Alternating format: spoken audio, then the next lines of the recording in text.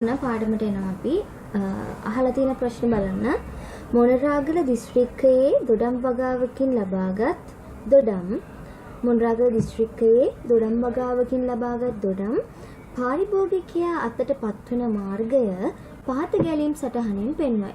පාරිභෝගිකයෙක් අතට දොඩම් එලාගත්තට පස් වෙලාවෙ ඉඳලා පාරිභෝගිකයා අතට යනකම් සිද්ධ වෙන ක්‍රියාමාර්ග පිළිවෙල පියවර ටිකලු මෙතන පහලින් දක්වලා තියෙන්නේ. මෙම දොඩම් වැඩි කොටසක් පාරිභෝගිකයා අතට පත්වන විට භාවිතය සඳහා නුසුදුසු ලෙස නරක් වූ තත්වයෙන් තිබුණේ. ඔයගොල්ලන්ට මතක ඇති මේ විදිහටම අඹ ගැන කේස් ස්ටඩි එකක් අපිට ඇවිල්ලා තිබුණා.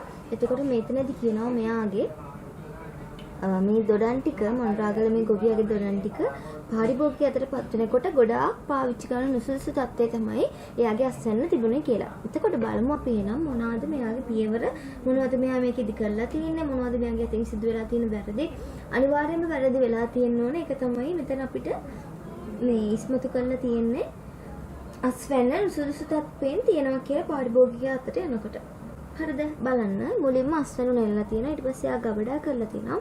ඊට පස්සේ ආ වැක්ස් කිරීම කියලා වැක්ස් කරලා තියෙනවා. ඊළඟට පෙට්ටිවල අසුරලා තියෙනවා. සාමාන්‍ය උෂ්ණත තත්ත්වය යටතේ කොළඹට ප්‍රවාහනය කිරීම සිදු කරලා තියෙනවා. ඊට පස්සේ සෙල්සියස් අංශක 8ේදී ගබඩා කරලා තියලා ඊට පස්සේ වෙළඳසැල තුලත් ගබඩා කරලා තියෙන සෙල්සියස් අංශක 8ේදීම තමයි ඒ 8ේදී ගබඩා කරලා තියෙදි තමයි පාරිභෝගිකයාට මිලදී ගන්න සලස්වලා තියෙන්නේ. හරිද? චුට්ටක් ආයෙ ඔන්න මේ ගැලීම් සටහන දිහා බලන්න. ගැලීම් සටහන දිහා චුට්ටක් බලන්න කියව ගන්න.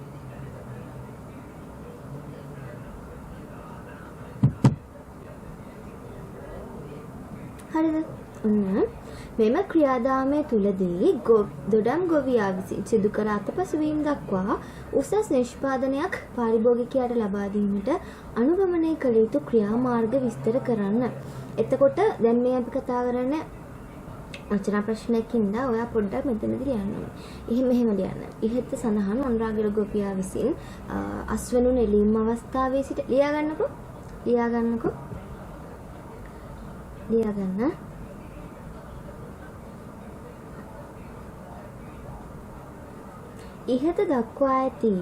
ඉහත දක්වා ඇති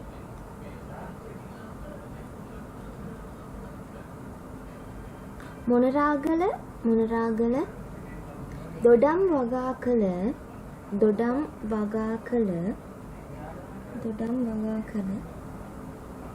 ගොවියා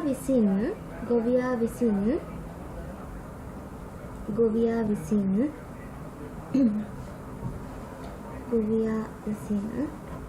අස්වනු නෙලීමේ සිට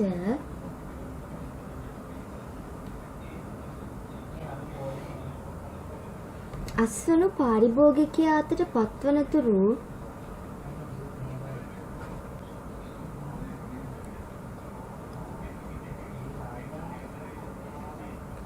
පාරිභෝගිකයා අතට පත්වනතුරු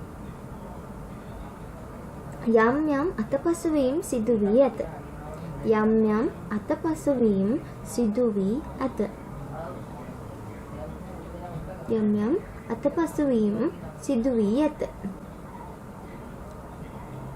එම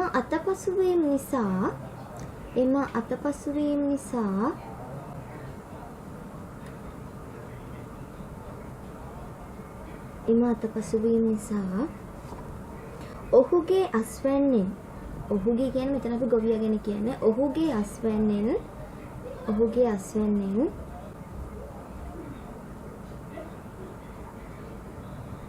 වැඩි කොටසක්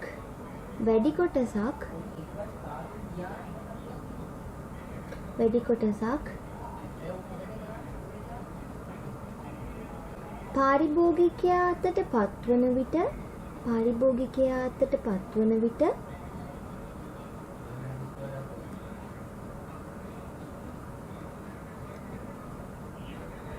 විට භාවිතය සඳහා නුසුදුසු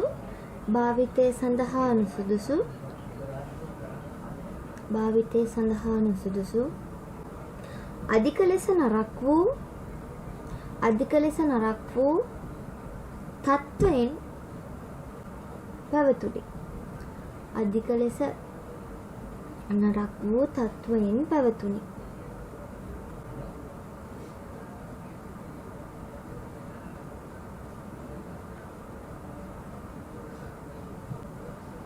හරිද? පසුවස් වනු හානි වළක්වා ගැනීමේදී ලියන්න. පසුවස් වනු හානි වළක්වා ගැනීමේදී පසුවස් වනු හානි වළක්වා ගැනීමේදී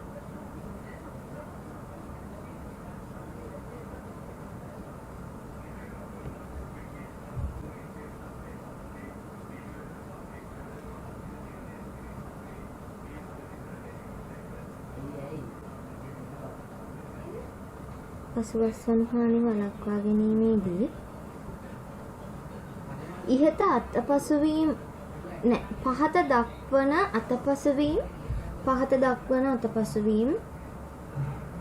පහත දක්වන අතපසුවීම්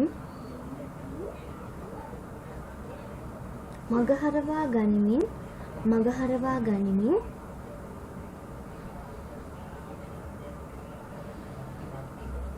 අස්වැන්නේ සුරක්ෂිතතාව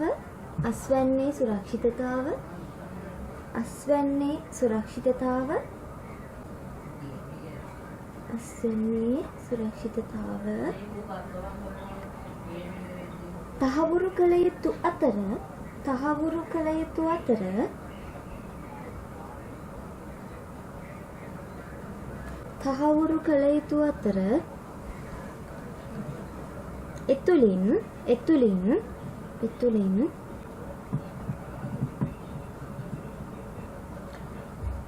අස්වනු හානිවීම වළක්වාගත හැක. පසුවස්වනු කියලා දාන්න. පසුවස්වනු හානිවීම වළක්වාගත හැක නැත්නම් අවම කරගත හැක. අවම කරගත හැක කියලා දාන්න. අවම කරගත හැක. හරිද?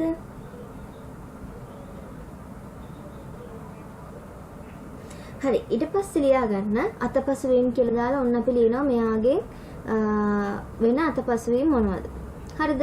මෙයා අපිට කියනවා වැක්ස් කරනවා කියලා. වැක්ස් කරනවා කියන්නේ එයාගේ එළවලු හෝ පළතුර මොකක් හරි මේ වැක්ස් එක එයා ඩිප් කරලා ගන්නවා. මම ඔයාලට කලින් කියලා දුන්නේ මේකෙන් පළතුරට ආරක්ෂාවක් ලැබෙනවා.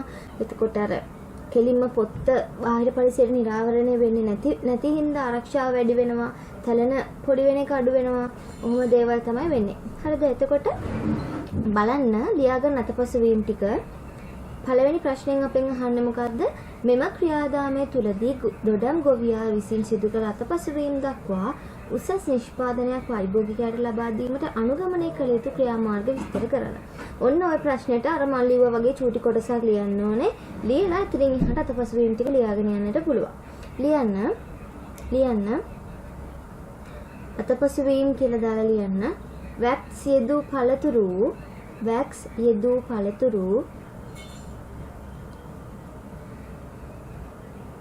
අඩු උෂ්ණත්වයේ ප්‍රවාහනය කළ යුතුය.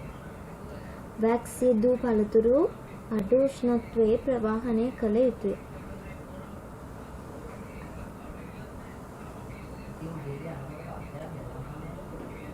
ඒක යටතේ චුට්ටක් ලියන්න. මෙම ගොවියා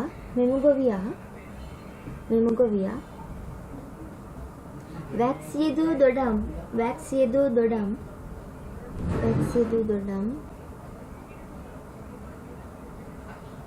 සාමාන්‍ය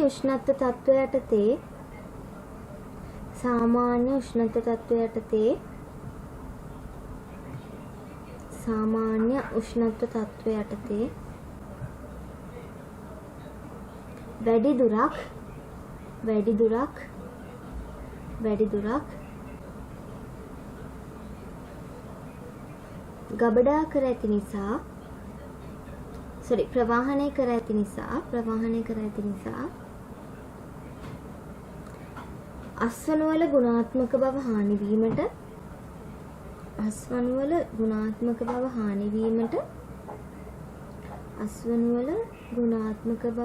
වීමට එය හේතු වී ඇත.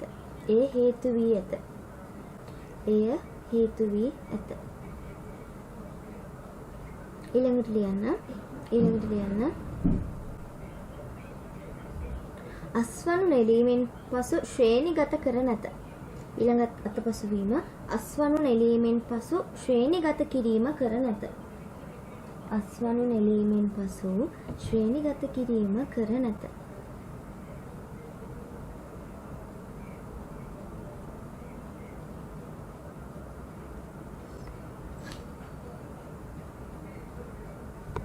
ඒකේ යටතේ ලියාගන්න. අස්වනු හානි වළක්වා ගැනීමට පසු අස්වනු හානි වළක්වා ගැනීමට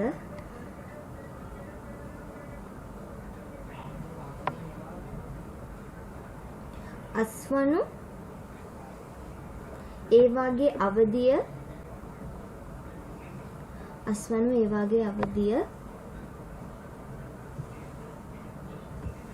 හා ගුණාත්මක බව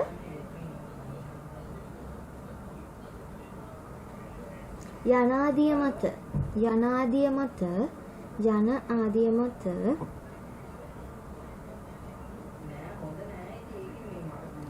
වර්ග කිරීම කළ යුතුය.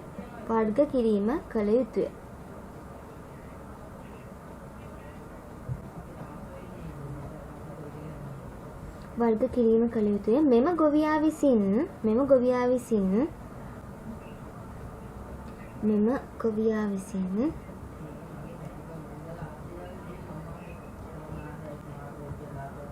එම කරුණ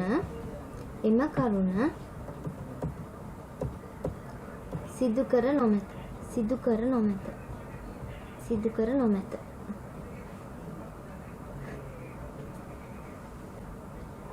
හරිද? ওই දෙක තමයි මෙයාගේ අපි දකින්නේ අඩුපාඩුකම් විදියට. ඊට පස්සේ අපිට මෙතන කියනවා උසස් නිෂ්පාදනයක් පාරිභෝගිකයාට ලබා දෙන්නට මෙයා අනුගමනය කළ යුතු ක්‍රියාමාර්ග මොනවද කියලා.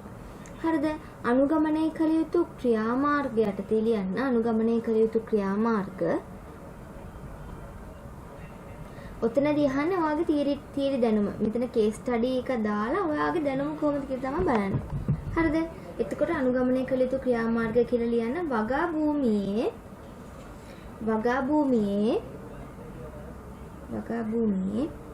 මනා පාලනය.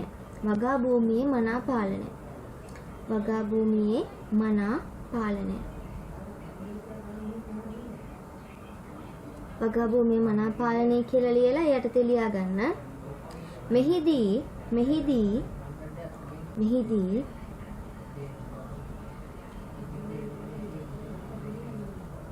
වගා භූමියට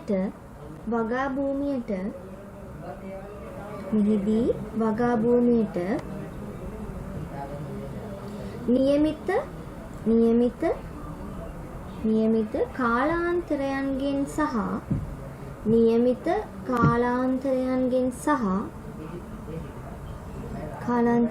සහ ප්‍රමාණවලින් ජල සම්පාදනය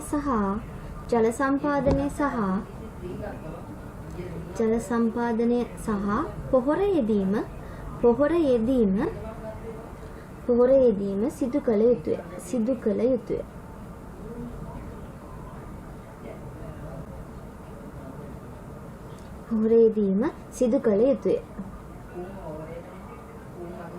එමෙන්ම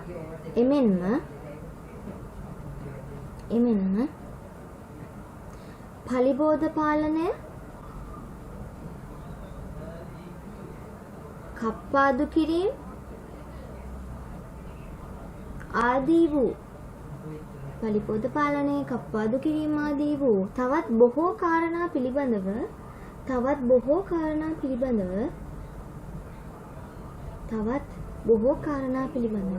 සැලකිලිමත් වීම වැදගත්ය.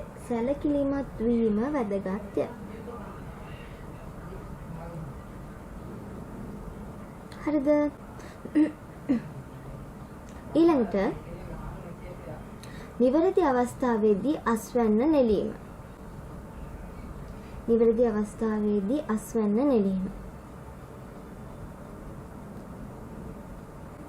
ඒකේ යටතේ ලියන්න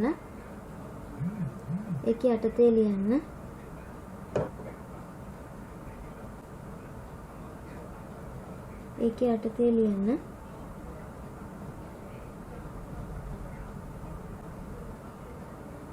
නියමිත පරිණත අවධියේදී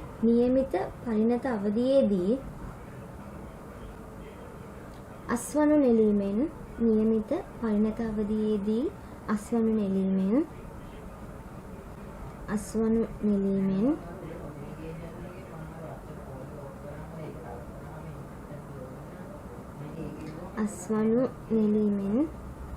පසුවස්වනු හානි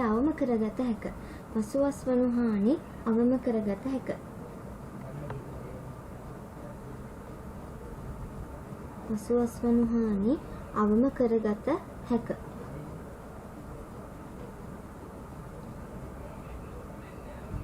හරිද? ඊළඟට නිවැරදි ක්‍රමයක් භාවිතයෙන් අස්වැන්න නෙලීම.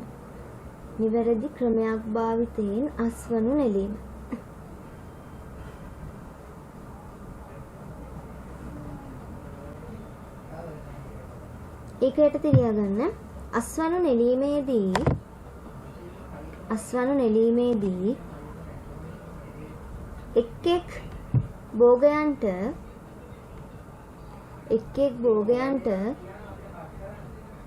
සුදුසු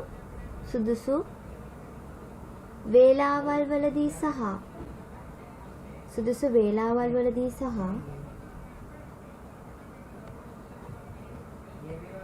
සුදුසු ක්‍රම අනුගමනය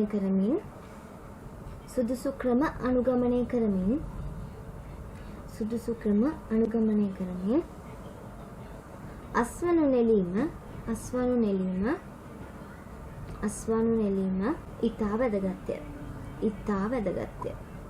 අස්වනු නෙලීම ඉතා වැදගත්ය.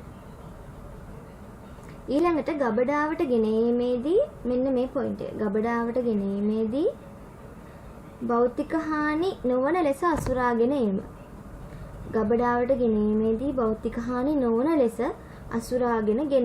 ඒ කියන්නේ කඩපු තැන ඉඳලා ගබඩාවට අරන් එනකොට ඒ ගේන අස්වැන්නට හානියක් නොවන විදිහට ඔයා අරගෙන එන්නට ඕනේ. ඕකේ යටතේ ඔයා ලියන්න බලන්න පොයින්ට් දෙකක්. ඔය දැන් මං කිව්ව විදිහට ඔයා ලියන්න බලන්න ඔය කේස් ස්ටඩි එකටත් පොඩ්ඩක් මේවා කරලා මොනවද මේ අර මං දෙන්න හැම පොයින්ට් එකකටම පොඩි විස්තරයක්. ඒ විදිහට ඕකට ඔයා දෙන්න මට විස්තරයක්. ඉතාමත් වැදගත් වේ. හරිද? ඉතාමත් වැදගත් වේ. ඊළඟට බලන්න නිවැරදි ක්‍රමයක් අනුව අස්වැන්න නෙලීම කියන එක.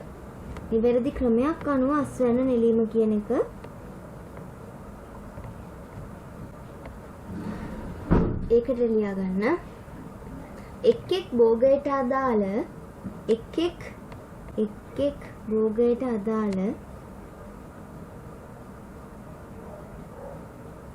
එක් භෝගයට අදාළ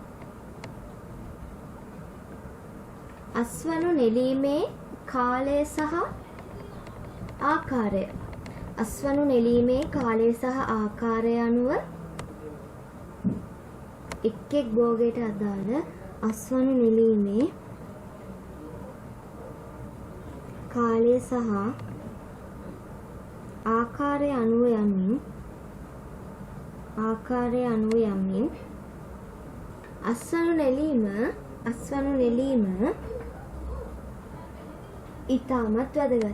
ඉතාමත් වැදගත්ය. හරිද? ඊළඟට මම ඔයගොල්ලන්ට තනියෙන් වාක්‍ය දෙකක් ලියන්න කිව්වා. ගබඩාවට ගෙනීමේදී භෞතික හානි නොවන ලෙස අසුරාගෙන තිබීම කියන එකටයි ශ්‍රේණිගත කිරීම කියන එක මම දැන් කියන්නම්. ලියා ගන්නකො මේ පොයින්ට් එක. ගබඩාවට ගෙනීමේදී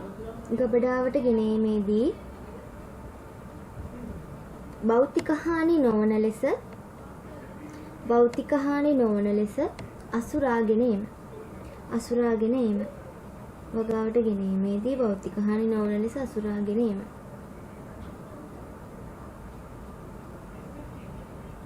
ඒකෙදි ලියන්න අස්වනු නෙළූ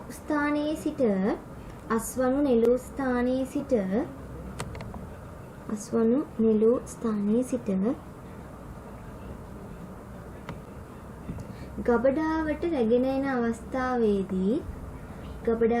එන අවස්ථාවේදී කපඩාවට රැගෙන එන අවස්ථාවේදී අස්වැන්නට භෞතිකව හානි සිදු නොවන ලෙස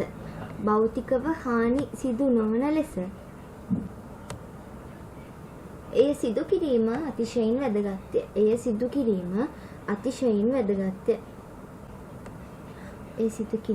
අතිශයින් වැදගත්ය. ඊළඟ පොයින්ට් එක ඔන්න ඔක්කොම ලියන්න. ශ්‍රේණිගත කිරීම වැදගත්ය. කියලා ලියන්න.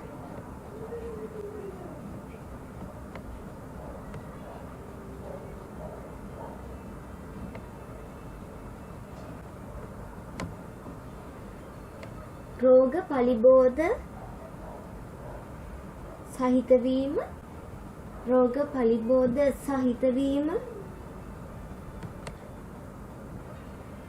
තැලීම් සීරීම් පැවතීම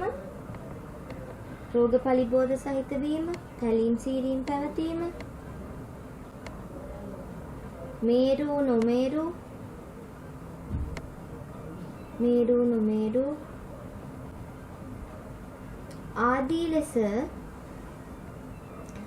ආදී ලෙස සලකමින් අනවශ්‍ය ඵල ඉවත් කරමින්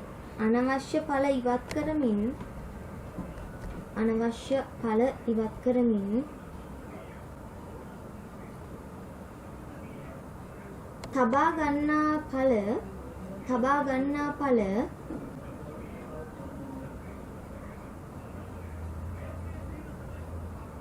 නිවැරදි ශ්‍රේණිගත කිරීමේ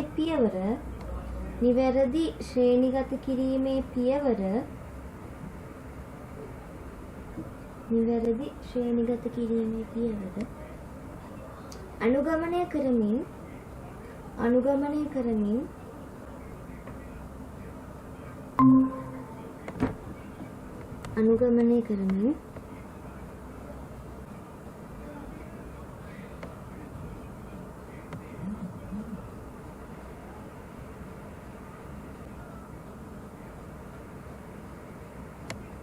නිවැරදි ශ්‍රේණිගත කිරීමේ පියවර අනුගමනය කරමින්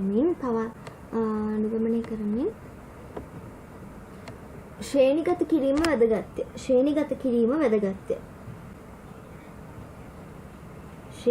කිරීම වැදගත්ය.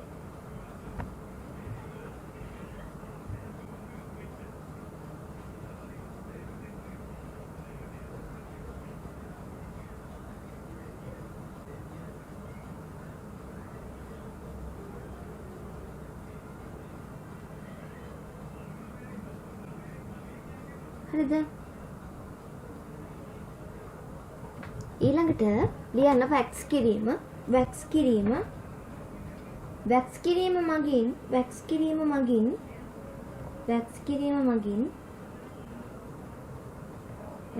මගින්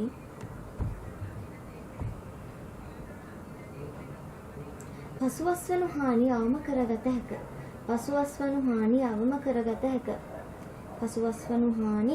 කරගත හැක.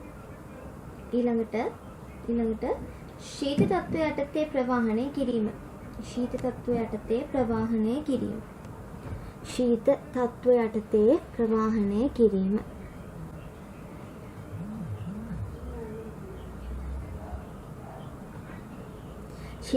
යටතේ ප්‍රවාහනය කිරීම. මෙහිදී ලියන්න මෙහිදී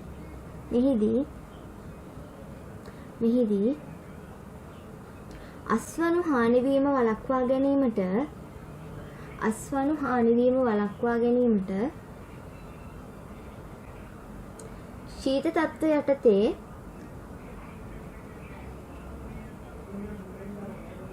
ප්‍රවාහනය කිරීම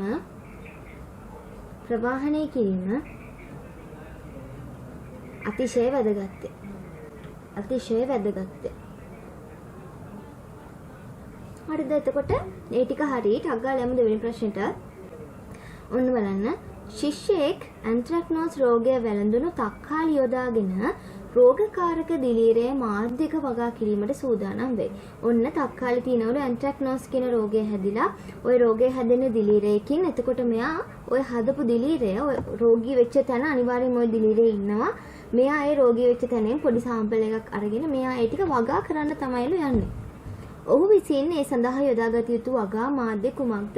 ඔව් අපි දිලීර වගා කරන්න යනකොට ගන්නෙ මොකක්ද? PDA කියන මාධ්‍ය. හරිද? PDA කියන මාධ්‍ය තමයි අපි ගන්නෙ දිලීර වගා කරන්න යනකොට. එතකොට බලන්න PDA මාධ්‍ය කියලා උත්තරේ ලිව්වා. ඒක හදාගන්නේ කොහොමද? ඕක ටක් ගාලා ලියා ගන්න. මම කියවගෙන යන්නම් ටක් ගාලා ලියා ගන්න. ලියා ගන්න. සාමාන්‍යයෙන් හදාගන්න විදිහ තමයි මේ තියෙන්නේ. ඔයාලා ස්ටෙප්ස් විදිහට ලියාගත්තත් කමක් නැහැ. ලියන්න තක්කාලි වලට වැළඳී ඇති අපි ටිකක් වේගෙන් ලියමු. තක්කාලි වලට වැළඳී ඇති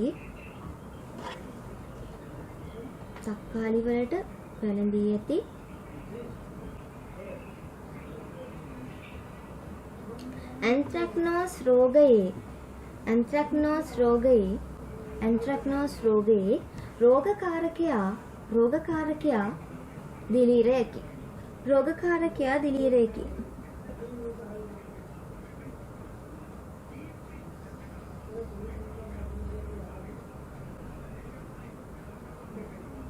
හරිද? ලියන්න. දිලීර වගා කිරීම සඳහා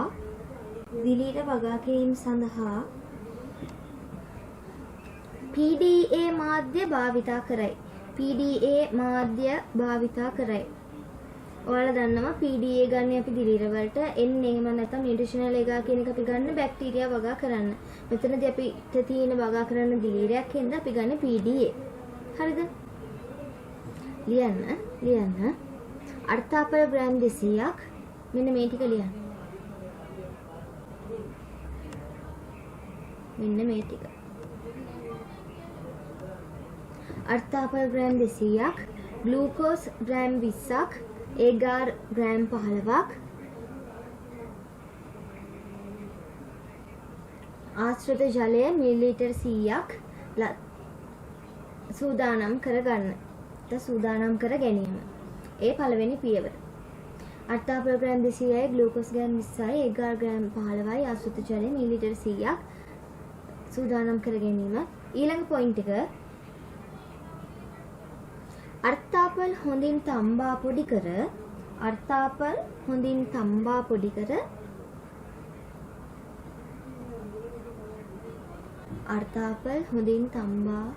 කර එහි යුෂය ලබා ගැනීම. අර්ථාපල් හොඳට තම්බල පොඩි කරලා රෙද්දක දාලා හොඳට මිලි කළා ඒකේ යුෂය අපි ලබා ගන්නවා. පරීක්ෂණයට අදාළ අනිත් ද්‍රව්‍ය ඊළඟ පොයින්ට් එක. අපි මේකෙදි අර්ථාපල් වතුරක විතරක් නෙමෙයි තව රසායනික ද්‍රව්‍ය කීපයක් යොදනවා. අර දැන් අපේ දිලිරේට වර්ධනය වෙන්න උදව් වෙන තව දේවල් සහිත එහෙම නැත්නම් ඔය මීඩියා එකේ අර පොඩ්ඩක් සවි වෙන ගතිය ලැබෙන්න ওই විදිහට ඕකට අදාළව තව පොඩි කිමිකල්ස් ටිකක් ඔය අල තම්බල ගත්ත වතුරයකට එකතු කරනවා. හරිද? ලියන්න තුන්වෙනි පොයින්ට් එක පරීක්ෂණයට අදාළ අනෙකුත් ද්‍රව්‍ය මිශ්‍ර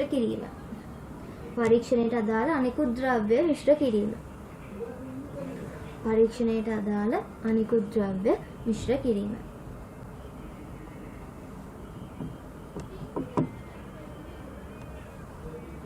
ඊළඟට ලියන්න එම සාදාගත් ද්‍රාවණයේ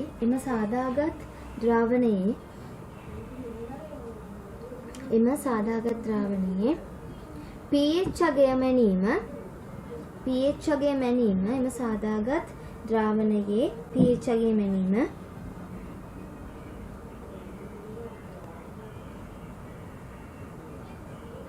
pH අගය 5.6ක් විය යුතුය.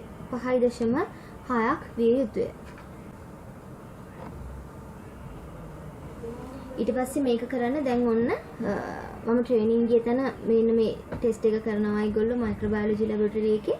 ඔන්න ওই විදිහට හදලා මුලින්ම දාන්න බෝතලයකට. හරිද? බෝතලයකට දාලා ගිහලා තියෙනවා පීඩන උදුන ඇතුලේ. පීඩන උදුන ඇතුලෙන් තියලා අරගත්තට පස්සේ තමයි යාළුවා ඔය පෙට්‍රි දීසි වලට වක් කරගෙන යන්නේ. හරිද? එතකොට ඊළඟට ලියා ගන්න පීඩන උදුනක් භාවිතයෙන්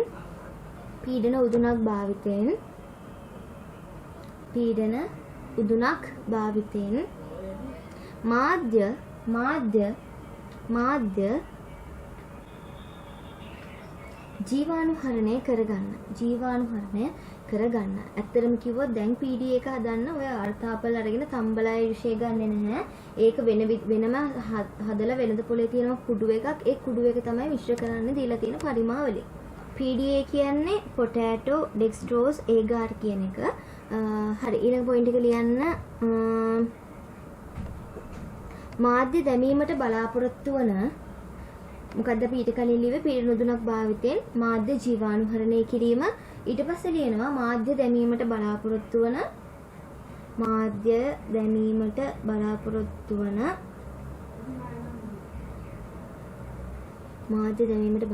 පෙට්‍රිදීසි ජීවාණුහරණය කිරීම. ජීවාණුහරණය කිරීම කියන ඇත්තටම ඔය ජීවාණුහරණය කරලා කලින් තියන්නේ.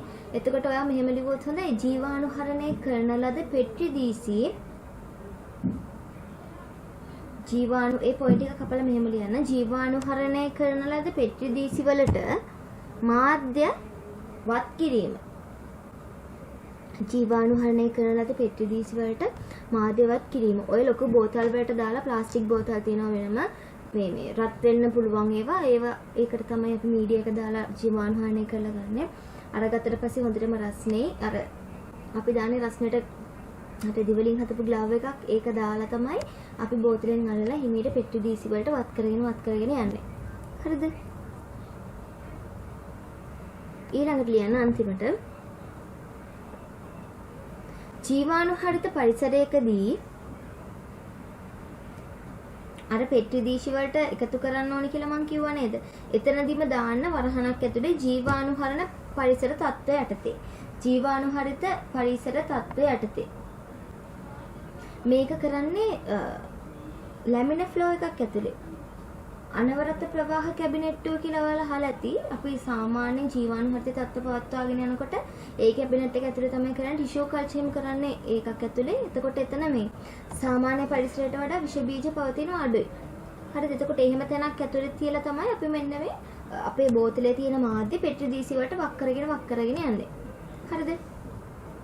ඇයි එහෙම කරන්න හේතුව මොකද දැන් මේක දිලීර වලට හැදෙන්න හොඳට මිඩකඩ දීලා හදපු මාධ්‍යයක් නේ. එතකොට ඕකේ දිලීර තව වාතයේ තියෙන ශුද්ධ ජීවීන්ට වර්ධනය වෙන හරිම ලේසි. ඕන කැම බීම හැමදේම හොඳටම තියෙන තැන.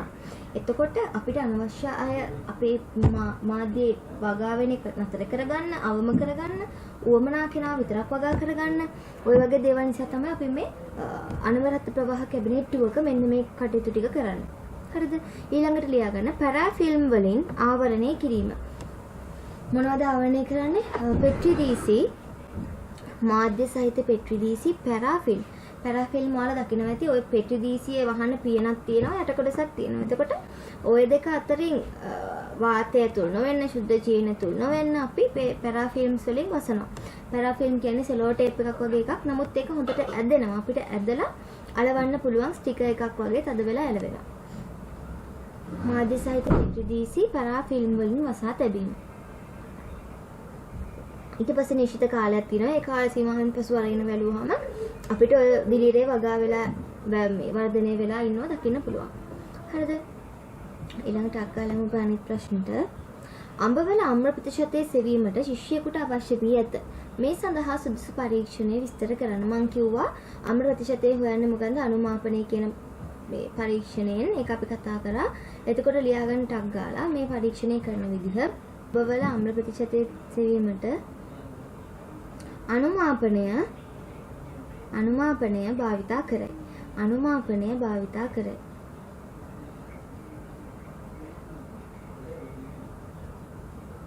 අනුමාපනය භාවිතා කරයි. එහිදී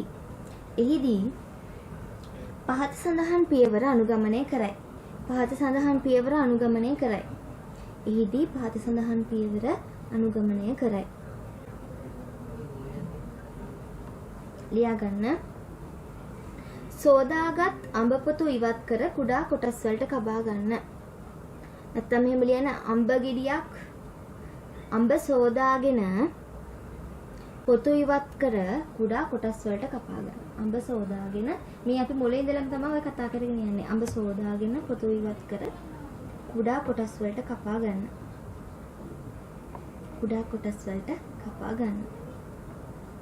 ඉන් ග්‍රෑම් 10ක් distilled water එහෙම නැත්නම් ආශ්‍රිත ජලය එහි ග්‍රෑම් 10ක් ආශ්‍රිත ජලය මිලිලීටර් 40ක් යොදාගෙන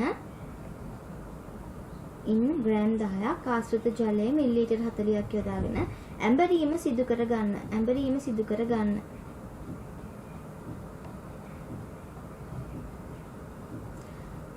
ඊට පස්සේ ඊළඟ ස්ටෙප් එක ලියන්න. එහිදී ලැබෙන පල්පය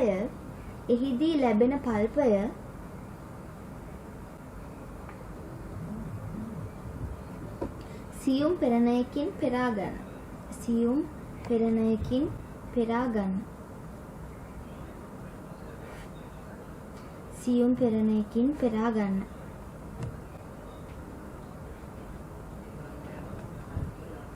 එහි ඊළඟට එහි pH අගය මැන ගන්න.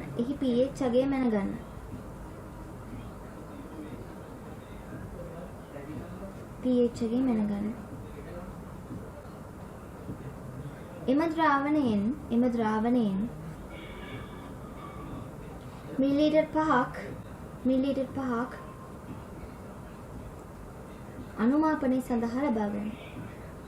අනුමාපනය සඳහා ලබා ගන්න. එතකොට ඔය අපි සමහර තැන්වල මිලිලීටර් 10ක් ගන්නවා, සමහර තැන්වල මිලිලීටර් 5ක් ගන්නවා. එතකොට ඔයාලට මතක ඇති අර සූත්‍රය. ওই සූත්‍රයට ගන්න ගාන අදාළ ගාන දාන්න ඕනේ. හරිද? මිලිලීටර් 5ක් ලබා ගන්න. ඊළඟ පොයින්ට් එක ලියන්න.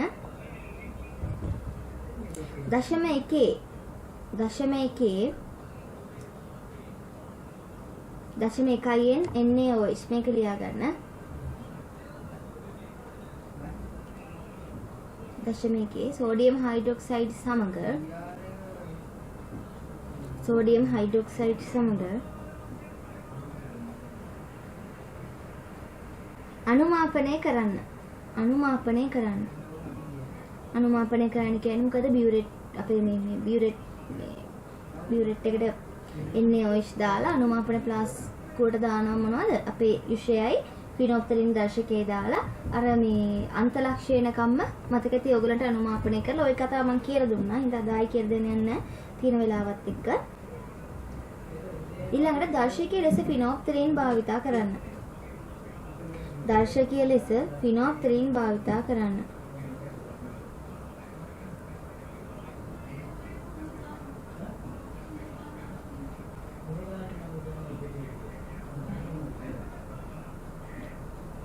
ඊට පස්සේ එහිදී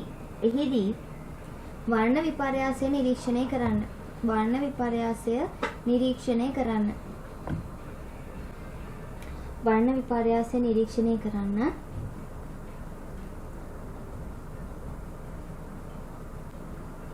කහ පාට ලා රෝස පාට වේ.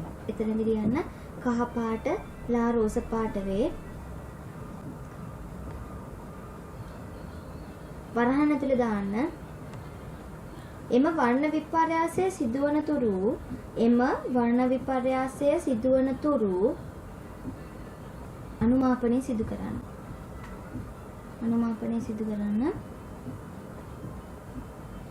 අවසානයේ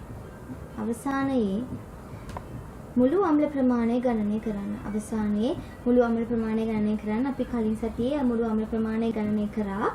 ඔයගලන්ට මතක ඇති අවසානයේ මුළු අම්ල ප්‍රමාණය ගණනය කරන්න. හරිද? ඔන්න ඊළඟට එනවා මේ කොටසට බලන්න මම ටිකක් ඉක්මනට කියනවා තව පැයයි අපිට තියෙන්නේ හින්දා. ඔන්න බලන්න.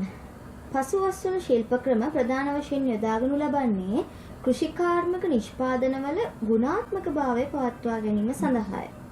පහත අරමුණු ළඟා කර ගැනීමට වඩාත් සුදුසු පසුවස්වනු ශිල්ප ක්‍රමය නම් කරන්න කියලාත් කියනවා. හරිද? බලන්න අඹ හා පැපොල් වල ඇන්ත්‍රැක්නෝස් රෝග පාලනය. මේකට අපිට කරන්න පුළුවන් දෙයක් තමයි උණු ජල ප්‍රතිකාරය සිදු කිරීම. ලියන්න අඹ හා පැපොල් වල ඇන්ත්‍රැක්නෝස් රෝගයේ පාලනය සඳහා උණු ජල ප්‍රතිකාරය.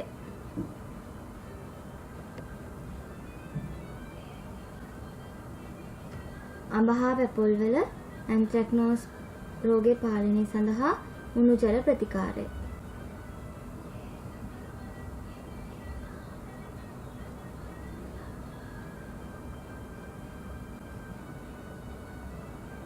හරිද? ඊළඟට ඉරිඟු වල ස්වීට් කෝන් මිහිරි ඉරිඟු වල සීනි හානි වීම අවම කිරීම. හරිද? ස්වීට් කෝන් කියලා ඔයාලා දැකලා ඇති අර පුංචි කෝන් එකක් තියෙන්නේ. චූටි බඩ ඉරිඟු කරලම චූටි එක ඔය චොප්සි එහෙම හදනකොට දානවා. හරිද?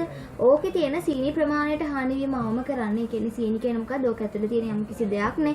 ඕකේ හැදිලා තියෙන දේවල් වලින් එකක්. එතකොට ඒක හානි වෙන එක අපිට අවම කරගන්න ඕනේ. හරිද? ඒකට පාවිච්චි කරන විශේෂ උපක්‍රමය තමයි ලියන්න. මිහිරි ඉරිඟු වල සීනි හානි අවම කිරීම සඳහා අඩු උෂ්ණත්ව තත්ත්වයටතේ ගබඩා කිරීම. අඩු උෂ්ණත තත්ත්වවල ගබඩා කිරීම. ඊළඟට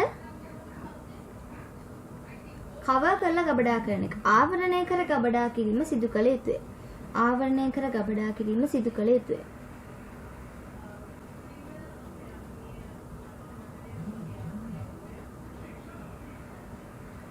ඊළඟට අර්ථාපල ආකන්ද කොළ පැහැවීම වැළැක්වීමට. මේක ඔයාලා දැකලා ඇති සමහර වෙලාවට අර්ථාපල ආකන්ද කොළ පැහැවීම වැළැක්වීමට ලියන්න ඍජු සූර්යාලෝකයට නිරාවරණය නොවන ලෙස ගබඩා කිරීම. මෙතනදී මේ පොයින්ට්ස් මතක තියාගන්න. ඍජු සූර්යාලෝකයට ආවරණය නොවන ලෙස ගබඩා කිරීම.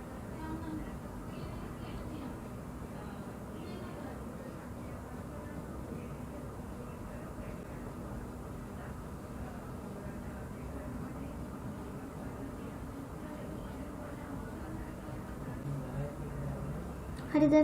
ඊළඟට කැපූ මල්වල පසුවස්වනු කාල පරිච්ඡේදී මල් මැලවීම අවම වන ආකාරයට පවත්වා ගැනීම. මේ කොටස ලියන්න. අඩු උෂ්ණත්ව වැඩි ආර්ද්‍රතා තත්ත්වයටතේ ගබඩා කිරීම. මම ටිකක් වේගෙන් කියනවා තියෙන කාලෙත් එක්ක. අඩු උෂ්ණත්ව වැඩි ආර්ද්‍රතා තත්ත්වයටතේ ගබඩා කිරීම.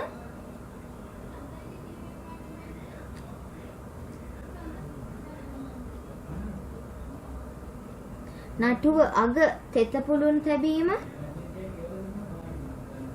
නටුව අග තෙත පුළුන් තැබීම.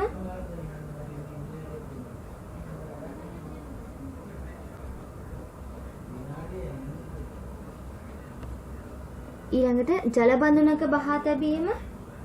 ජල බඳුනක බහා තැබීම.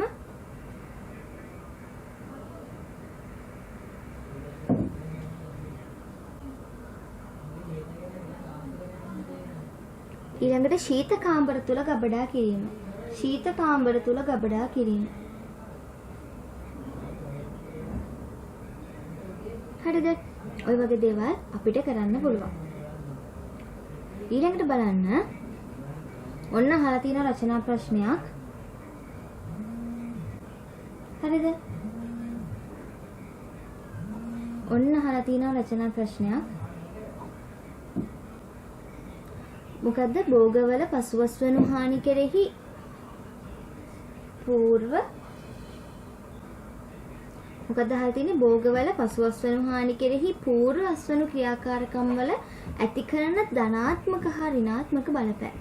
పూర్ව අස්වනු කියන්නේ අස්වනු නෙලන්න කලින් අපි කරන දේවල් වලින් අපේ පසුවස්වනු හානි වළක්වා ගැනීමට වෙන හොඳ දේවල් සහ නරක දේවල් මොනවද කියලා අපෙන් අහනවා. හරිද? බලන්න. ඔන්න මේ ලියලා තියෙන ටික බලන්න. ඉක්මනට ලියා ගමු අපි. පසුවස්වනු හානිය අනුව භෝගස්වනු නෙලීමේ සිට පාරිභෝගිකයා අතර පත්වීම තෙක් ක්‍රියාවලියේදී සිදුවන ප්‍රමාණාත්මක හා ගුණාත්මක හානිය. ඔන්න පසුවස්වනු හානියට නිර්වචනයක් දීලා තියෙනවා. හරිද? ඊළඟට අපිට කියනවා పూర్ව අස්වනු ක්‍රියාකාරකම්. දැන් අපි මේ රචනා ප්‍රශ්නේදී මොනවා ගැනද කතා කරන්නේ? పూర్ව අස්වනු ක්‍රියාකාරකම් ගැනනේ. එතකොට බලන්න పూర్ව අස්වනු ක්‍රියාකාරකම් යනු අස්වනු නෙලීමට පෙර සිදු කරනු ලබන ක්‍රියාකාරකම්ය. ඊළඟට ඔන්න අපි කිව්වා දැන් පසුවස්වනු හානිය කියන්නේ මොකද්ද? పూర్වස්වනු ක්‍රියාකාරකම් කියන්නේ මොකද්ද කිව්වා? ඔන්න දැන් අපි මේ දෙකේ අපේ ප්‍රශ්නේ අහන්නේ මොකද්ද? ධනාත්මක සහ ඍණාත්මක බලපෑම් අහනවා. අපිට අග්ගාල ධනාත්මක බලපෑම් ටික කතා කරගෙන යනවා. ඵල ආවරණයේ යෙදීම මගින් කෘමි හානි වලින් ඵල ආරක්ෂා කරගන්න පුළුවන්. උදාහරණයක් දීලා තියෙනවා. හැමදෙස්සෙම බලන්න මේ වගේ වෙලාවට පුළුවන් තරම් උදාහරණ දෙන්න. හරිද? මොකද්ද කුකබිටේසියේ කුලයේ ඵල ඉල්මස්සාගෙන් ආරක්ෂා කිරීම, අඹ කෙසෙල් වැනි ඵලවල ගුණාත්මක බව වැඩි දියුණු කිරීම. කුකබිටේසියේ කුලයට තමයි අයිති වෙන්නේ ඔය කොමඩු වගේ දේවල්. හරිද? කොමඩු එතකොට පිපිඤ්ඤා ඔන්න ඔය වගේ දේවල් අයිති වෙන්නේ කුකබිටේසියේ කුලයට. ඒගොල්ලෝ ඒ ගස් ටික ඉල්මස්සාගෙන් ආරක්ෂා කරගන්න පුළුවන්. ඒ වගේම ඒ වගේ විතරක් නෙමේ තව අපි කන පළතුරු අඹ කෙසෙල් වගේ දේවල් වල ගුණාත්මක බව වැඩි දියුණු කරගන්නට පුළුවන් කියලා තියෙනවා. ඊළඟට පෙර අස්වනු සාධක ගැන තමයි ඒ කියන්නේ අස්වනු නෙලන්න කලින් කරන పూర్ව අස්වනු ක්‍රියාකාරකම් ගැන තමයි කතා කරන්නේ. හොඳටම මතක තියාගන්න ප්‍රශ්නෙට උත්තරය ලියාගෙන යනකොට ඕමනාම තැන මග හැරෙන්න පුළුවන්. ඒ හින්දා හැමතිස්සෙම මතක් කරගන්න. අපි මේ ලියන්නේ పూర్ව අස්වනු ක්‍රියාකාරකම් ගැන ඒවා පසු අස්වනු හානිය වළක්වා ගන්න උදව් වෙන්නේ කොහොමද කියන තැන ඉඳලා. හරිද? ඊළඟට බලන්න මඤ්ඤොක්ක අස්වනු නෙලීමට පෙර ජල සම්පාදනය මගින් අස්වනු නෙලීමේදී සිදුවන යාන්ත්‍රික හානිය අවම කරගත හැකියි. ඔක ගැන අපි ගිය සතියේත් කතා කරා. මඤ්ඤොක්ක නෙලනකොට ගොඩාක්මත් තෙත නැති වෙන්න පොළව ගොඩාක්මත් හයිය නැති වෙන අවස්ථාවෙත් තමයි අපි මඤ්ඤොක්ක නෙලීම සිදු කළ යුත්තේ. මොකද සිදුවන යාන්ත්‍රික හානිය අවම කර ගැනීමට. ඊළඟට වී වැනි ධාන්‍යවල අස්වනු නෙලීමට කලින් ජල සම්පාදනය නතර කිරීම මගින් ඉක්මනින් පරිණත වී අස්වැන්න නෙලීමේදී වන හානිය අවම වේ. එතකොට වී වගේ ධාන්‍යවල අස්වනු නෙලීමට කලින් ජල සම්පාදනය නතර කරලා අපි ඉක්මනින් පරිණත වෙලා අස්වැන්න නෙලීමේදී හානි වෙන එක වළක්වනවලු. අර්ථාපලල සූර්යාරෝකයට නිරාවරණය නොවන ලෙස පස් වලින් වැසීමෙන් සොලනීන් නිෂ්පාදනය වළක්වා ගත හැකියි. එතකොට තමයි අර ඔයාලා දකින විදිහට කොළ පාට එක එක තැන්වල අර්ථාපල ගෙඩියේ වර්ණ විපර්යාස දකින්න හම්බ වෙන්නේ. ඒක සමහර වෙලාවට ඕකේ හැදෙන රසායනික ද්‍රව්‍ය අපිට විස වෙන්නත් පුළුවන්. ඊළඟට උගුල් භාවිතය මගින් පලිබෝධකයන්ගෙන් අස්වනු වලට වෙන හානිය අවම කරගන්න පුළුවන්. ශාක නිසිලස කප්පාදුව මගින් ගුණාත්මයෙන් වැඩි ඵල ලබා ගැනීමෙන් පසු අස්වනු හානිය අවම කරගන්න පුළුවන්. එතකොට මොකද උගුල් භාවිතයෙන් පලිබෝධ හානිය අවම කිරීම, ශාක නිසිලස කප්පාදුව මගින් ගුණාත්මක භාවයෙන් වැඩි ඵල ලබා ගැනීම, ඊළඟට නිශ්චිත පුහුණු නිසි ප්‍රමාණවලින් නියමිත කාලාන්තරවලදී යෙදීමෙන් ගුණාත්මක අස්වනු ලැබේ. ඒක පොහොර ජල සම්පාදනය ඔය හැමදේම ගැන අපි කතා කරන්න ඕනේ. ඔය හැම පොයින්ට් එකකටම ඔයා කරුණු දෙකක් වාක්‍ය දෙකක් තුනක් රූල් දෙකක් තුනක් ලියන්නට ඕනේ පොඩි විස්තරයක්. හරිද? එතකොට බලන්න නිර්දේශිත පොහොර ගැන අපි කතා කරනකොට අන්නාසි සහ ඇපල් වලට කැල්සියම් ස්නාවක් යෙදීමෙන් පසු අස්වනු කාලය දීර්ඝ වේ. එතකොට අන්නාසි සහ ඇපල් වලට කැල්සියම් ස්නාවක් විදිහට පොඩ්ඩක් ඉස්සම මොකද වෙන්නේ? ඒගොල්ලන්ගේ පසු අස්වනු කාලය මම නැත්තම් කල් තියා ගැනීමේ කාලය දීර්ඝ වෙනවා. හරිද? එතකොට තාම අපි කතා කරගෙන යන්නේ මොනවද? මේ පොසිටිව් ඉෆෙක්ට්ස් එහෙම නැත්නම් ධනාත්මක බලපෑම්. තව එකක් තමයි භෝගවලට කෘෂි රසායන ද්‍රව්‍ය යෙදීමේදී ඒ භෝගවල අස්වනු නෙලීමට කලින් නිර්දේශිත කාලයේදී යෙදිය යුතුයි. ඒ කියන්නේ අපි අස්වනු නෙලන්න කලින් ඔය කෘෂි රසායනික ද්‍රව්‍ය යෙදෙනකොට ඔය තියෙන කාල සීමාවක්. මෙන්න මේ කාලෙදී ඉසින්න දවසට මෙච්චරක් ඉසින්න සතියට මෙච්චරක් ඉන්න ඔන්න ඔහොම කියලා ඔය විදිහට ඒව ගැන සැලකිලිමත් වෙන්න ඕනේ. ඒ වගේම අපි නෙලන්න විශේෂයෙන්ම කියන්නේ අස්වනු නෙලන්න කලින් අපිට කාලා තියෙන අස්වනු නෙලන්න මෙච්චර කාලයකට කලින් මේක කරලා තියෙන්න ඕනේ කියන එක. හරිද? එතකොට ඒ කාල සීමාවල් අනුව යමින් එක එක භෝගයට ඕක වෙනස් වෙනවා. ඒ දීලා තියෙන ගයිඩ්ලයින්ස් වලට අනුව යමින් තමයි අපි පොහොර යොදන කාල සීමාව පොහොර නතර කරන්න ඕනේ කොයි කාලෙද? අස්වනු නෙලන්න කලින් අන්තිමට පොහොර යොදන්න ඕනේ කොයි අවධියේද? ඔය වගේ දේවල් අනුව යමින් තමයි ඔය කෘෂි රසායන ද්‍රව්‍ය යෙදීම කටයුතු සිදු කරන්නට ඕනේ. ඊළඟට වැල් භෝග වර්ග මැසිවලට පුහුණු කිරීම මගින් අස්වනු පස සමග නොගැටීම. ඔන්න හොඳ පොයින්ට් එකක්. ශේෂ්ත්‍රයේදී අස්වනු නෙලන්න කලින් අස්වනු වලට දැන් හිතන්නකෝ ඔන්න ওই විදිහට මේ පොයින්ට් එක ගන්නකෝ. මේකේ මෙහෙම වැල ඔහේ බිම දිගේ යන්න ඉඩ සලස්සනවා. ඒක කොහොමද පසුවස්වනු හානියට බලපාන්නේ? ඔවුන් එළුවට පස්සේ ඕකේ භෞතික හානි වෙලා තියෙන්න පුළුවන්. පසෙන් විවිධ ශුද්ධ ජීවීන් ආදී ඇතුළත් වෙලා තියෙන්න පුළුවන් නේ. එතකොට පසුවස්වනු හානි වළක්වා ගන්න කෙලින්ම මේ කරන පෙරස්වනු ක්‍රියාකාරකම් වැදගත් වෙනවා. හරිද? එමගින් පාංශු ආසාදන අවම වේ. ඔන්න ඔය වගේ වචන ටික වට දාගන්න පුළුවන් නම් ගොඩක් හොඳයි. පාංශු ආසාදන, ඒ කියන්නේ පස මගින් අපේ භෝගයට වෙන්න පුළුවන් ආසාදන අවම වෙනවා. ස්ට්‍රෝබෙරි පළ පස සමග ගැටීම වැළැක්වීම සඳහා පස පොලිතින් වලින් ආවරණය කිරීම. ස්ට්‍රෝබෙරි ගෙඩි අපි දන්නවා ස්ට්‍රෝබෙරි හැදෙන්නේ ගොඩාක් උසින් නෙමෙයි. එතකොට ඒ ගෙඩි පොළවේ ගෑවෙන එක වළක්ව ගන්න ගෙඩි තියෙන තැන් වලින් අපිට එතන පස් වල නොගැටෙන්න මේ දෙක අතර මොකක් හරි ආවරණයක් යොදනවා නම් ඒකත් සුදුසුයි. ඊළඟට වගාබීම සෑම විටම පිරිසිදු තබා ගැනීම මගින් රෝග පරිබෝධ ව්‍යාප්තිය වළක්වා පසුවස්වනු හානි වීම අවම කරගත හැකිය. හැම විටම අපේ ශරීරයේ පිරිසිදු බව තියෙන්න තමයි අපේ භෝගයේ තියෙන සනීප ආරක්ෂක බව, ආරක්ෂිත බව, ගුණාත්මක බව ආරක්ෂා වෙන්නේ. එතකොට අපි හැමදෙස්සෙම වගා ශරීරයේ පිරිසිදු තබා ගැනීම කළ යුතුයි. එතකොට මෙතන ධනාත්මක පොයින්ට්ස් ගොඩාක් තියෙනවා. මේවාට පේනවා ඔය පොයින්ට්ස් වලින් මම හැමදෙස්සෙම කියනවා 8ක්වත් අඩුම තරමේ ලියන්න. හරිද? උදාහරණ ලියන්න පුළුවන් නම් හැම එකකටම ඒක ඉතාම වැදගත්.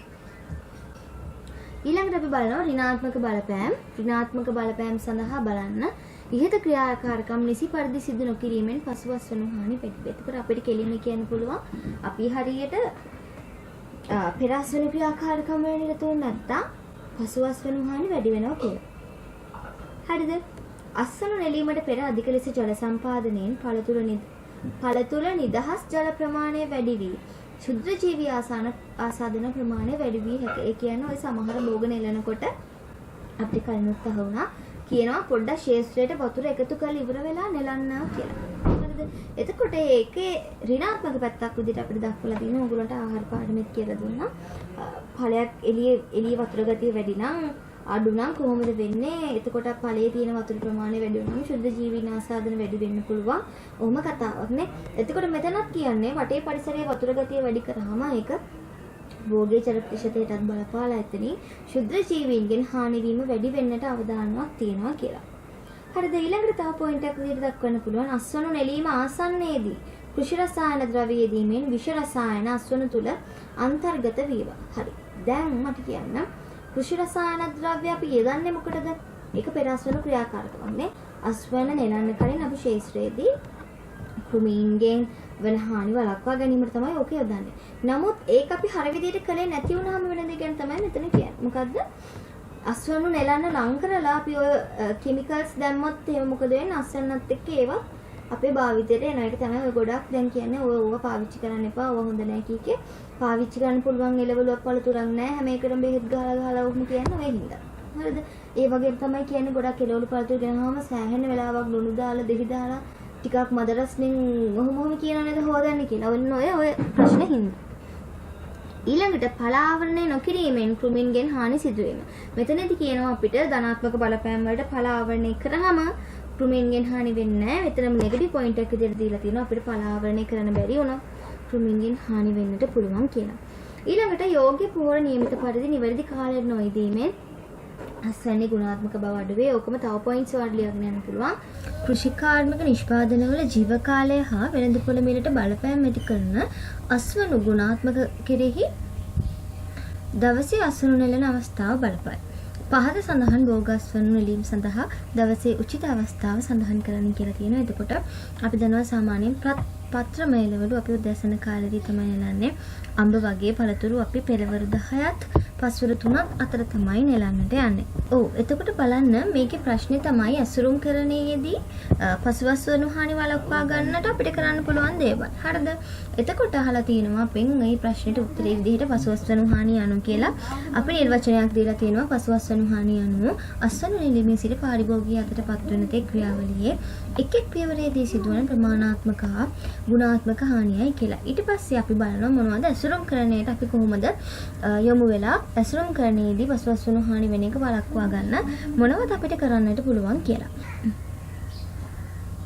ඒ යටතේ බලන්න ඉස්සෙල්ලාම අපි කරන්න ඕනේ රෝග හා පලිබෝධ හානි භෞතික හානි සිදු වී ඇති අස්වනු ඉවත් කිරීම. එතකොට අපි ඉස්සෙල්ලාම ඇසුරුම් කරන්නේදී රෝග හා පලිබෝධ හානි භෞතික හානි සිදු වෙලා තියෙන අස්වනු ඉවත් කරන්නට ඕනේ. ඊට පස්සේ අපි තීරණය කරගන්න ඕනේ මොනවද අපිට යෝග්‍ය ඇසුරුම අපි ගන්න එළවඩුව හෝ වේවා පළතුරු හෝ වේවා එකින් එකට අපිට සුදුසු වෙන ඇසුරුම වෙනස්. හරිද? ඊළඟට බැලුවොත් අස්වනු ශ්‍රේණිගත කර ඇසුරීම අපි අසුරුම් කරන්නේදී ඉස්සෙල්ලාම දැනගන්න ඕන තව වැදගත් කාරණාවක් තමයි එවන අස්වනු ටික ඔක්කොම අසුරගෙන යන්නේ නැතුව ඒවා කොහොමද දන්නවද අපි අසුරන්න ඕනේ? ඒවට තියෙන පරිණත බව අනුව එහෙම නැත්නම් මේ වගේ තියෙන අපි කියන්නේ මේ ග්‍රේඩින් කියන ශ්‍රේණිගත කිරීම වලට අනුකූලව තමයි අපි ඒක කරන්න ඕනේ.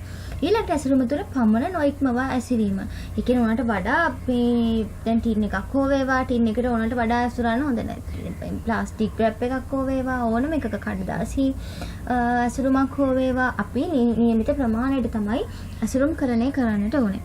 ඊළඟට එක් ඇසුරුමක් තුළ අස්වනු වර්ග කීපයක් ඇසුරුම් නොකිරීම, පිරිසිදු ඇසුරුම් ද්‍රව්‍ය භාවිත කිරීම. පිරිසිදු ඇසුරුම් ද්‍රව්‍ය භාවිත කිරීම හිතාම වැදගත්. මොකද ක්ෂුද්‍ර ජීවී ආසාදන හෝ වේවා තව හිතන්නකෝ උතන වතුර මොනවා හරි රැඳලා තිබුණා කියලා ඇසුරුමේ මොනවා හරි පරණ වතුර මොනවා හරි චුට්ට රැඳලා තිබුණා. ඔතනින් මුළු ආහාරයම නරක වෙන්න පුළුවන්. ක්ෂුද්‍ර ජීවීන් වර්ධනයට හිතකර පරිසර තත්ත්ව ගොඩ නැගෙන්නට පුළුවන්. ඒ හින්දා පිරිසිදු ඇසුරුම් ද්‍රව්‍ය භාවිත කරන එක ඉතාම වැදගත්.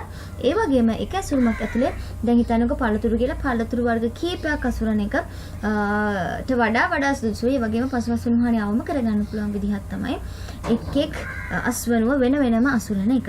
ඊළඟට ජීවාණු හරිත පරිසර තත්ත්ව යටතේ ඇසුරුම් කිරීම. ඒ කියන්නේ අපිට පුළුවන් සාමාන්‍යයෙන් ඔහි අපිරිසිදු තැනක කරනවට වඩා ඇසුරුම් කරන්නේ ජීවාණු හරිත පරිසර තත්ත්වයක් යටතේ සිදු කරන්න ස්ටෙරිලයිසේෂන් එන්වයරන්මන්ට් එකක කරන්න. එතකොට අපිට මොකද වෙන්නේ? වැඩිපුර අස්වනු කල්තබා ගැනීමේ හැකියාව හම්බ වෙනවා. ඒ වගේම සුදුසු නවීන ඇසුරුම් ක්‍රමයක් තෝරා ගැනීම ඔයාලා දන්නවා. සාමාන්‍ය විදිහට පරණ විදිහට අපි මොකද කරේ? මුලින්ම පොඩි අපි තියෙන කොළවල දුම් ගහලා ඒවා වේලගෙන තමයි අපි පාවිච්චි කරන්නේ. අද වෙනකොට ඇසුරුම් කරන ඊටාම දියුණු තැනකට ඇවිල්ලා තිනවා. ඊටාම ඔයාලා දන්නවා මේ ආටිෆිෂල් ඉන්ටෙලිජන්ස්. ඒ කියන්නේ ඇත්තටම මේ ඇතුලේ තියෙන ආහාරය තාම හොඳින් තියෙනවද? මේකේ මොනවා හරි නරක වෙලාද කියලා අපිට පැකට් එකේ එළියේ දාලා තියෙන මොකක් හරි දර්ශකයකින් පාට වෙනස් වීමකින් හෝ ඒ වගේ දෙයකින් දැනගන්න පුළුවන් තරමටමද ඇසුරුම කියන එක නවීන කෘත වෙලා තියෙනවා. හරිද? එතකොට ගැළපෙන විදිහ අපේ ආහාරයට ගැළපෙන විදිහ දැන් අපි ගත්ත රටකජු වගේ දෙයක් අපි ගොඩක් වෙලාවට යන්නේ ඔයාලා දැකලා ඇති ජම්බෝ පීනට්. හරිද? පීනට් ප්‍රොඩක්ට්ස් වර්ග අපි ගොඩක් වෙලාවට යන්නේ රික්ත ඇසුරුම් කරන්නේ. ඒ කියන්නේ ඔයාලා දැකලා ඇති තියෙන වාතය ඔක්කොම එළියට ඇදලා අරගෙන රික්ත තත්ත්වයක් ඇති කරලා ඒක තමයි අර ඔයාලා අරනකොට පීනට් වෙනම අහු වෙන විදිහට පැකට් එකට තද වෙලා වගේ තියෙන. එතකොට ඒ විදිහට සුදුසු ඇසුරුම එක ආහාරයෙන් ආහාරයට සුදුසු ඇසුරුම වෙනස් වෙනවා. ඇසුරුම් ආකාරය ඒ විදිහට සුදුසු විදිහට බලලා ඒක කරන්නට ඔයාලට පුළුවන්. ඊළඟට ඇසුරුම් කරණය හා සම්බන්ධ පුද්ගලයන්ගේ ස්වස්ථතාව කියන වචනේ තේරුම තමයි සනීප ආරක්ෂාව කියන එක. එතකොට ඇසුරුම් කරණය කරන මිනිස්සුන්ගේ සනීප ආරක්ෂකතාවයත් ඉතාම වැදගත්. මොකද ඔයාලගේ ප්‍රොඩක්ෂන් එකේදී ඔයාලා කොච්චර හොඳට ෂේස්ප්‍රේන් වගේ අස්වනු ටික අරන් ඇවිල්ලා ඊට පස්සේ ග්‍රේඩින්ග්ස් හරියට කරලා මොනවා කොහොම කරත් ඔය පැකින් වල ඉන්න කට්ටිය ඇසුරුම් කරන්නේ ඉන්න කට්ටියගේ පිරිසිදු බව නැත්තම් එයාලා දීලා තියෙන ගයිඩ්ලයින්ස් වලට අනුව වැඩ කරන්නේ නැත්තම් ඔයාගේ ආහාරයට අහිතකර බලපෑමක් ඇති වෙන්න එක හේතු වෙනවා. ඊළඟට ඔක්සිජන් වායු හා ජල වාෂ්ප උරා ගන්නා ද්‍රව්‍ය අසුරන තුරට යෙදීම. මොකද ඔක්සිජන් නිසා සහ ජල වාෂ්ප නිසා තමයි ආහාර ගොඩක් වෙලාවට නරක වෙන්නේ. එතකොට ඒ දෙක ආහාරත් එක්ක ප්‍රතික්‍රියා කරන්නට ඉඩ සලස්වන්නේ නැතුව ඇසුරම ඇතුලේ තියෙන ඔය ඔක්සිජන් සහ ජල වාෂ්ප අපිට පුළුවන් නම් වෙන මොකක් හරි දෙයකට ඇබ්සෝබ් කරගන්න සලස්වන්න, උරා ගන්නට සලස්වන්න. ඒක තමයි ඔයාලා දැකලා තියෙනවා. ඒකටත් හොඳම උදාහරණයක් පීනට් පැකට් වල බලන්න ඕන පුංචි නිකන් කැට වගේ අහුවෙන පැකට් එකක් තියෙනවා. ඒක ඇතුලේ තියෙන රසායනික ද්‍රව්‍යයට ඔන්න ඔය අපිට ඔක්සිජන් වායු හා ජල වාෂ්ප පුරා ගන්න හින්දා අපිට වෙන අහිතකර තත්ත්ව වළක්ව ගන්න පුළුවන්. ඊළඟට තැලින් වැනි හානි අවම කිරීමට ඇසුරුම් අතරට රිජි ෆෝම්, කුෂන් පාෂන්ස්, කඩදාසි ආදී යෙදීම. කියන්නේ දැන් හිතන්නකෝ අපි කෙසෙල් කියලා කෙසෙල් නම් එක ළඟ දානකට වඩා තක්කාලි වගේ දෙයක් වුණොත් නිකන් අපි අර මැදින් මොකක් හරි වෙන් කිරීමක් කරලා යාලට එහාට මෙහාට යන්නේ නැති වෙන්න පොඩි කියන තැලීමකට ලක් නොවන විදිහට වටපිටාවේ වැදුනත් ප්‍රශ්නයක් නොවන විදිහට පොඩි පහසුකම් සලසලා දෙන එක වඩා හොඳයි ඇසුරුම් කරන්නේදී. ඊළඟට සුදුසු උෂ්ණත්ව තත්ත්ව යටතේ ඇසුරුම් කිරීම මේකත් ඉතාම වැදගත්. ඇසුරුම් කිරීම වගේම ඇසුරුම් කරාට පස්සේ ගබඩා කරන එක හෝ ට්‍රාන්ස්පෝර්ට් කරන එක හෝ ඕනම දෙයක් සුදුසු උෂ්ණත්ව තත්ත්ව යටතේ කිරීම අතිශය වැදගත් වෙනවා. එතකොට ඒ රචනා ප්‍රශ්නෙට ඔයාලා ওই විදිහට උත්තර ලියන්න ඕනේ.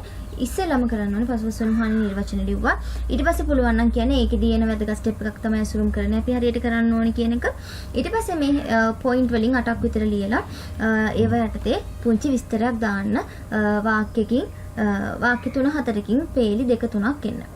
ඊළඟට අපිට තියෙනවා තව ස්ට්‍රක්චර් එකක් දීලා බලන්න මොකක්ද අහලා තියෙන්නේ කියලා. ප්‍රශ්න දෙකක් අහලා තියෙනවා. එක කොටසකට උත්තර දෙක ගානේ බලාපොරොත්තු වෙලා තියෙනවා.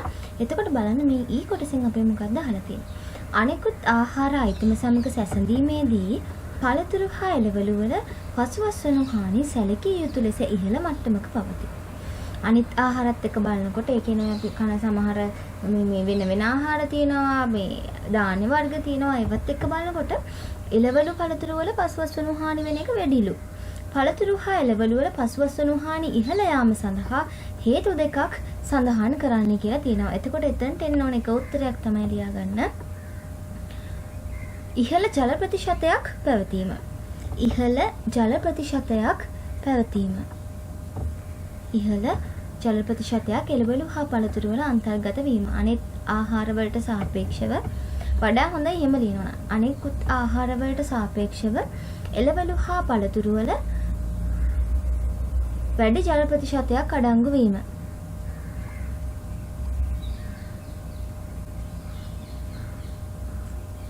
ඊළඟට තව අපිට ලියන්න පුළුවන් පසුබස්වනු හානි වැඩි වෙන්න හේතුවක් විදිහට නියමිත වේලාවන්හිදී අස්වනු නෙලීම සිදු නොකිරීම. නියමිත වේලාවන්හිදී අස්වනු නෙලීම සිදු නොකිරීම. ආයෙ ලියන්න පුළුවන් නියමිත උෂ්ණත්වවල ගබඩා නොකිරීම. නියමිත උෂ්ණත්වවල ගබඩා නොකිරීම. ඔය වගේ කීපයක් ඔයාලට ලියන්න පුළුවන්. ඊළඟට අහලා තියෙනවා පළතුරු හා එළවලු වල පසුබස්වනු හානි අවම කිරීම සඳහා යොදාගත හැකි ක්‍රම දෙකක්. මොනවද අපිට පසුබස්වනු හානි අවම කරන්න පුළුවන් දේවල්? අංක 1ටම ලියන්න අපිට ලියන්න පුළුවන් මනා ඇසුරුම් කරන ක්‍රම භාවිතා කිරීම. මනා ඇසුරුම් කරන ක්‍රම භාවිතා කිරීම.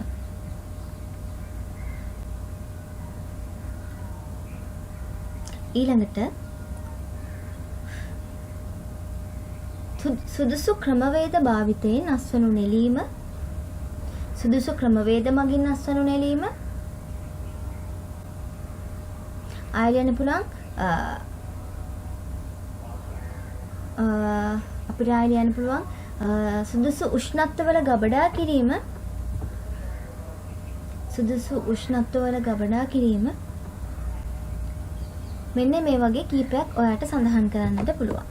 ඊළඟට අපි යමු අපිට තියෙනවා තව ස්ට්‍රක්චර්ඩ් ප්‍රශ්නයක්.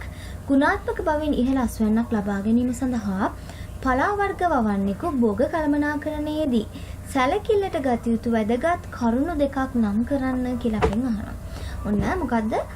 ඉහළ ගුණාත්මක බවින් යුතු අස්වැන්නක් ලබා ගන්නට පලා වවන්නෙක් භෝග කළමනාකරණයේදී සැලකිල්ලට ගත යුතු වැදගත් කරුණු දෙකක්. මේක නම් මේ අලුත් සිලබස් එකේ MCQ මේ අලුත් පේපර් එකකට ආපු ප්‍රශ්නයක්.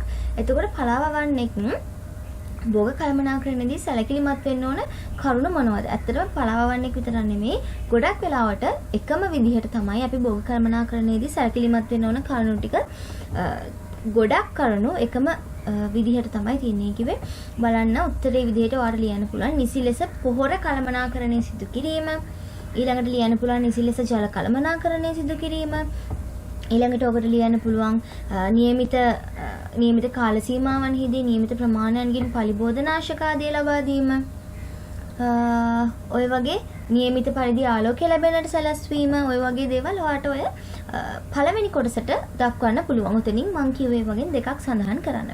ඊළඟට අහනවා පලා වර්ගයක් නෙලීම සඳහා දවසේ හොඳම වේලාව සහ ඊට හේතුව. ඔව් මම කලිනුත් අපිට මෙහෙම ප්‍රශ්නයක් හම්බුණා. පලා වර්ගයක් නෙලන්න දවසේ හොඳම වේලාව තමයි උදේ වරුව. එතකොට උතන එනවා මතුවෙනවා ප්‍රශ්නයක්. ඇයි අපි මේ පලා වර්ග නෙලන්න උදේවරුවම හොඳයි කියන්නේ කියලා. ඒකට හේතුව තමයි උදේවරුවේ උෂ්ණත්වය අඩු හින්දා ශ්වසනය වගේ කායික ක්‍රියා වේගවත්ව සිද්ධ වෙන්නේ නැහැ. එතකොට ආර්ද්‍රතාවය වැඩි. එහෙම නැත්නම් අපිට ඒක තව විදිහට කියන්න පුළුවන් උදේවරුවේ ආර්ද්‍රතාවය වැඩි. එතකොට අපි අස්වැනු නෙලනකොට අපේ ආහාරයෙන් ඉවත් වෙන එහෙම නැත්නම් ඒ අවස්ථාවේදී ආහාරයෙන් ඉවත් වෙන ජල ප්‍රමාණය අඩුයි. එතකොට මොකද්ද උත්තරේ? උදෑසන කාලයේදී උෂ්ණත්වය අඩු නිසා ශ්වසනය වැනි කායික ක්‍රියා වේගවත්ව සිදු නොවේ. නැතහොත් ආර්ද්‍රතාවය වැඩි නිසා ඉවත් වන ජල ප්‍රමාණය අඩු වේ. එම නිසා පලා වර්ග නෙලීමට උදේවරුව සුදුසුයි. ඔන්න ඔය විදිහටවා සඳහන් කරා නම් හරි හේතුව සඳහන් කරා නම් හරි උතන්ට වේලාව සහ හේතුව. එතකොට ඔය විදිහට අපි අපේ පසුවසුන තාක්ෂණය සම්බන්ධ පාඩම අවසන් කරා. තවත් පාඩමකින් අපි ඉක්මනට හමු වෙමු.